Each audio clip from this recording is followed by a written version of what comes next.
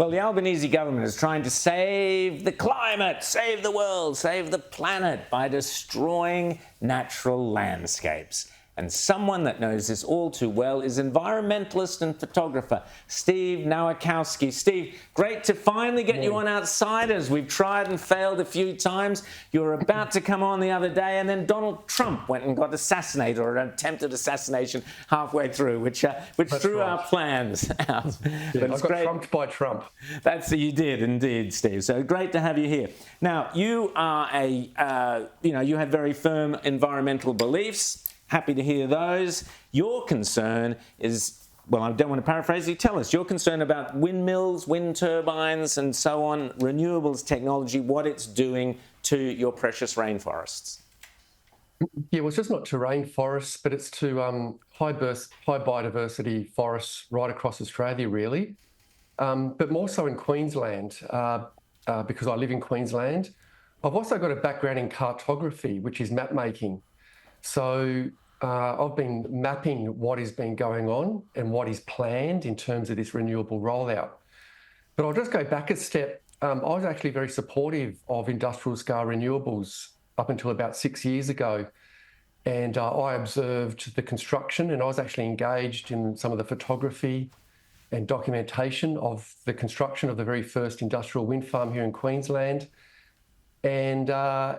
And what I saw blew me away. And it was told to us at the time that this wind farm would deliver enough power to power 90,000 homes. And I thought, well, that's the price we need to pay. We need to destroy the beautiful Mount Emerald Plateau, which is a very high biodiverse area, about an hour west here of Cairns. And I thought, well, that's the price we need to pay for renewables. But lo and behold, we've now got around 65 such projects earmarked for the Great Dividing Range of Queensland. And then when you start looking at the actual energy generation from these wind farms, they deliver really meaningless electricity generation. And so I put my cartographic skills to work and then started mapping where these projects are going. And here in Queensland, we don't have the wind resources such as South Australia or Victoria on the coastline, for example. So what these wind farm companies are doing is accessing and targeting the high elevation areas of this state where there's a meagre wind resource. And it's those areas that have escaped industrialisation, urbanisation, high value agriculture. And these are the places that are being told to us that we need to protect as refugia areas in a changing climate. Yet it's these very areas that are being smashed to smithereens for wind farm developments here in this state.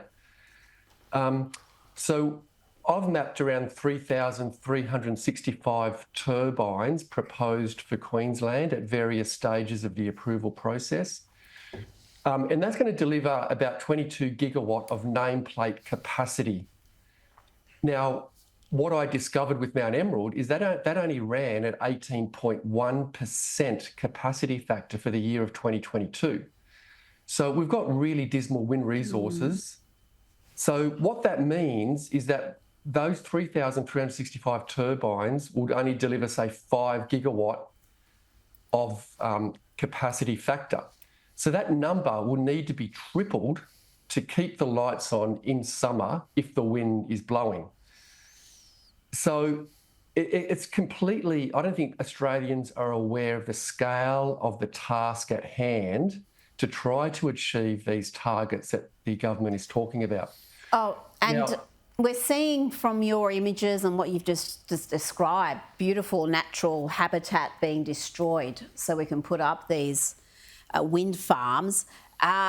That we've also learned in the past week that the enormous cost into decommissioning each wind turbine, $400,000 to $600,000. The total cost, the total destruction to put up these farms. How are Australians not aware of all of that. I mean, we're hearing even farmers aren't aware of the decommissioning costs, and some of them may lose their properties because these decommissioning costs haven't been written into the contracts and the costs been affirmed at the start of the construction. Well, we don't know what a decommissioning plan even looks like. Can someone tell me what a decommissioning plan for a wind turbine is? Because I don't know what that is. So, for example, those concrete foundations, which consist of around 1,200 tonnes of reinforced concrete, they can't be reused. So they can't be reused. So they need to bring in the concrete batching plants, the excavators, the rock blasting, and put in a brand new foundation for the next generation of wind turbine that will go maybe on the same wind turbine pad. And what I'm saying here in Queensland, I don't even believe the wind resource is there for these wind farms to even be recommissioned down the track. So I'm involved in an organisation called Rainforest Reserves Australia. So we've embarked on this project to map how many turbines are in the pipeline in Australia. And we've mapped 17,117 turbines in the pipeline, but we've got another 425 projects to map. So we can safely assume there's over 20,000 turbines. Now, if you can imagine that each turbine will cost around $10 million. So $10 million per turbine times 20,000 turbines, it's an astronomical amount. Now, that doesn't include the high voltage transmission. So we need tens of thousands of kilometres of new transmission. You have to remember that 43% of your electricity bill is transmission costs. We then need to firm it and back it up with very expensive, short-lived batteries. And then we need a fleet, a whole range of pumped hydros. And you can see what's happening with Snowy Hydro too. The Youngler pumped hydro here in Queensland is estimated to be well over $20 billion. And then on top of that, we need a brand new fleet of gas plants to keep the lights on when all that fails. So if anyone can tell me how the price of electricity can go down is, anyway.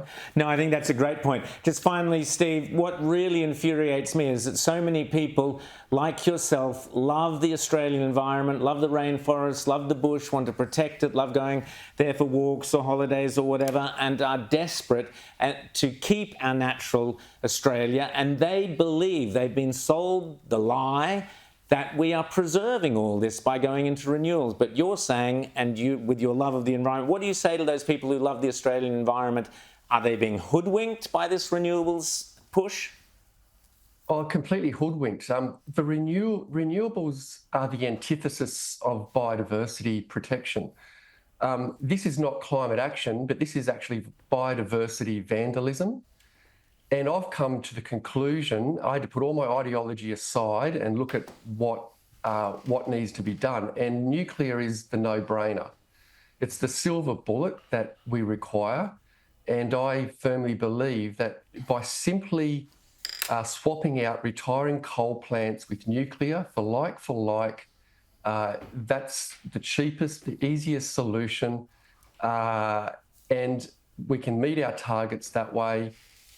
And it has the least impact on biodiversity. And that's really the way forward. And then what we can then do is we can meet our targets, and then we can really look at the big issues such as rewilding this great nation and revegetation and sequestering carbon from out of the atmosphere. And that's something that's not even discussed. Fantastic. So the first thing to tackle climate change is to keep trees in the ground, and we're not seeing that. Steve Nowakowski, so great to chat to you, and people can contact you at the Rainbow Research. I guess they look for you. Reserves. Rainforest Reserves, fantastic. Thanks, Steve Nowakowski.